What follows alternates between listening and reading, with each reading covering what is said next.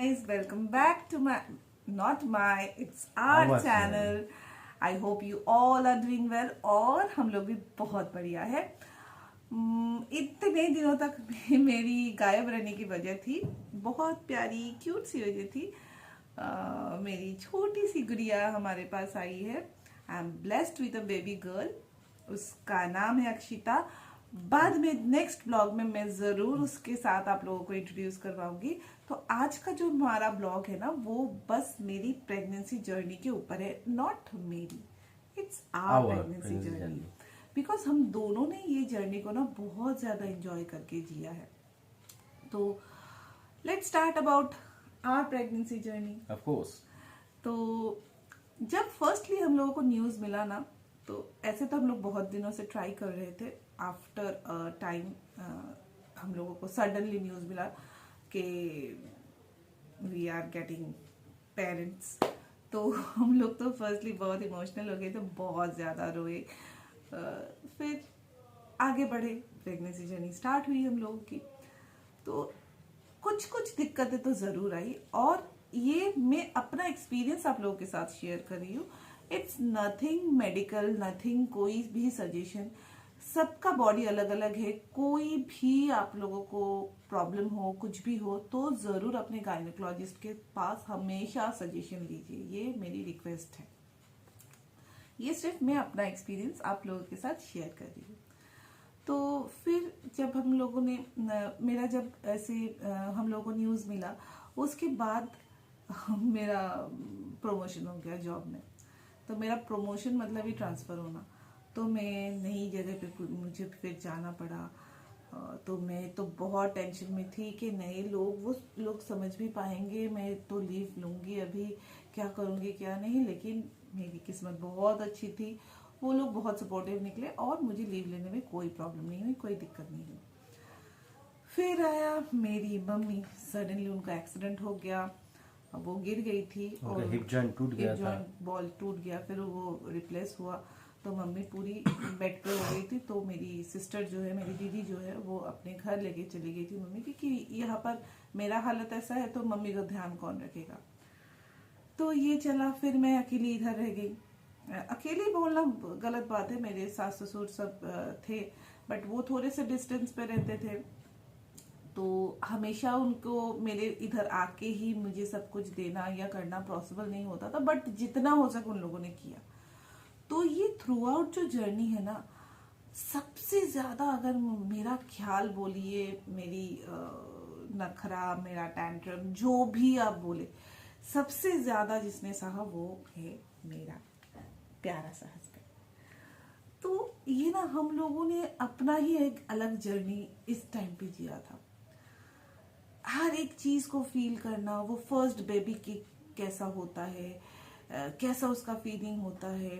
और ये ऑफिस जाते थे, फिर भी टाइम टू टाइम मुझे कॉल करना, या सुबह भी मेरा जितना भी सुबह का जितना रूटीन है, सब चीज वो एकदम सजा के रख के जाते थे मेरे सामने। इसके बाद ये, उसके बाद वो। तो मेरा ना ये सबसे रिक्वेस्ट है, जितने भी हस्बैंड ये देख रहे हैं, ये टाइम पे ना एक वाइफ को सबसे ज्यादा उसके हस्बैंड की जरूरत होती है। ये मैंने फील किया है। तो वो मुझे मिला, बहुत ज्यादा सपोर्ट मिला, हमेशा मेरे पास खड़े थे, कुछ भी हो जाए। मतलब मैं कभी कभी वो मूड स्विंग्स हो जाते थे, मैं चिल्लाते रखती थी, मुझे खुद को पता चलता था मैं क्यों चिल्ला रही हूँ, बट मैं चिल्ला रही हूँ। तो ये सारे नखरे इसने सहा। तो और फिर 17 अप्रैल रामनवमी के दिन हमारी जो घर की लक्ष्मी है, वो हमारे घर, हमारी गोदी में आ गई। तो उसका भी फीलिंग तो अलग ही था। मतलब मेरे आंसू निकल गए थे जब मुझे वो उसको दिखाया गया कि ये है after a period of time. इतना वेट करने के बाद हम लोग को ये गुड न्यूज़ मिला, तो उसका फीलिंग लेवल अलग ही था।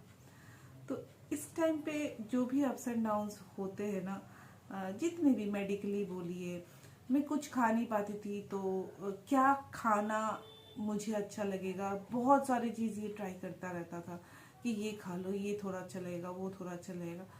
तो ये सब होना ना बहुत ज़रूरी होता है।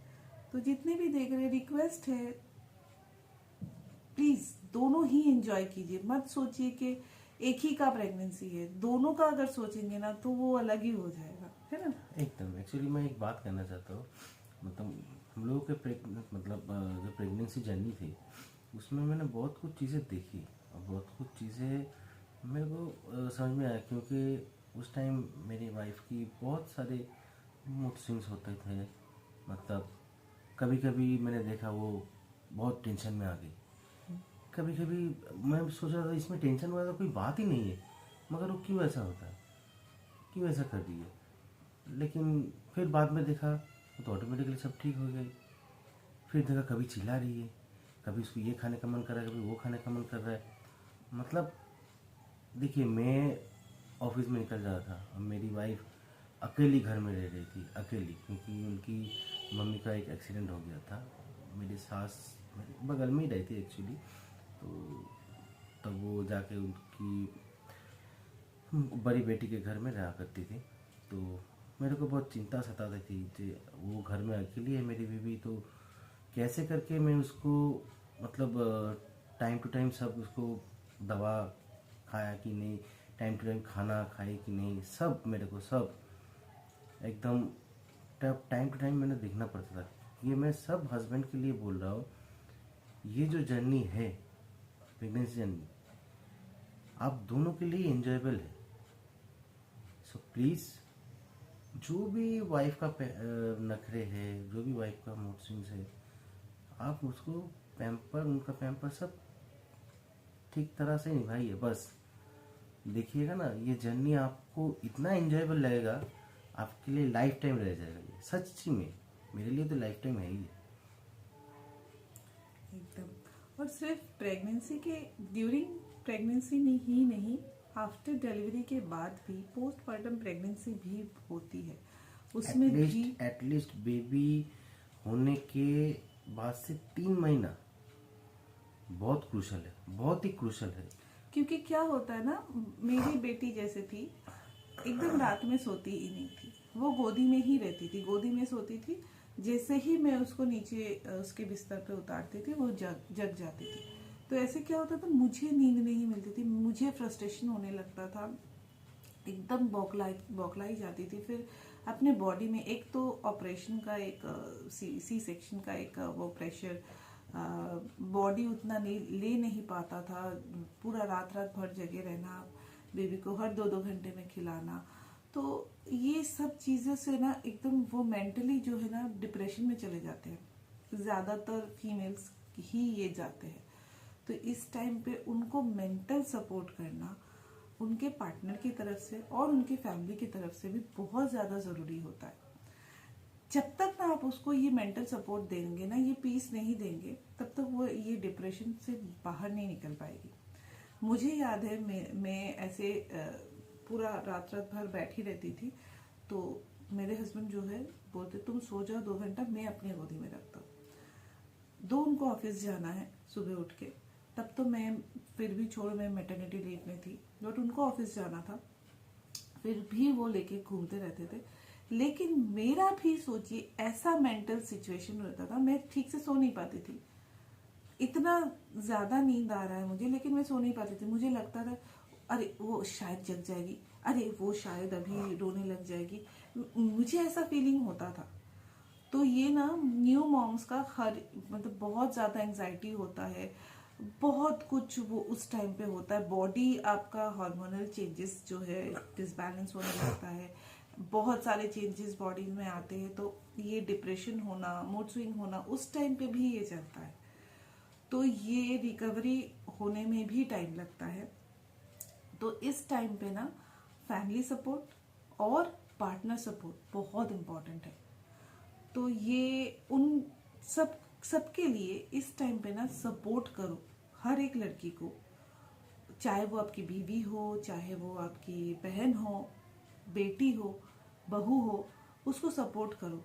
उसको ये मत बोलो कि ये करना है वो करना है, कि ऐसे ही वो बहुत ज़्यादा टेंशन में रहती है, क्योंकि न्यू मॉम है हम लोग, कुछ नहीं पता होता है कि कैसे क्या होता है क्या नहीं होता है। फिर सारे लोग जब बोलने लगते हैं ना तो और पागल पागल लगता है। तो बस यही है कि एक ऐसा एनवायरनमेंट रखो ताकि बच्चा और माँ दोनों प्रॉपर रह सके, क्योंकि उस माँ को भी रेस्ट की ज़रूरत होती है, उसकी बॉडी भी नहीं ले पाती है। तो यही मतलब आज के ब्लॉग का बस यही था कि सब जो है ना अपने उस लड़की को जो न्यूली मॉम बनी है उसको एडवाइस ना देके उसको सपोर्ट करो, तब उसका जर्नी जो है ना बहुत स्मूथ हो जाता है। यही तक था। तो स्टे ट्यून हमारी बेटी से मिलने के लिए। हाँ, उसका नाम तो हम लोग जरूर बता ही सकते हैं, अमित एंड शोनिता, इट्स अक्षिता। तो स्टे ट्यून उससे मिलने के लिए, एंड टिल देन हमारे चैनल को सब्सक्राइब कीजिए और बेल आइकन को प्रेस कीजिए और वीडियो को लाइक एंड शेयर जरूर कीजिए। Till then bye bye.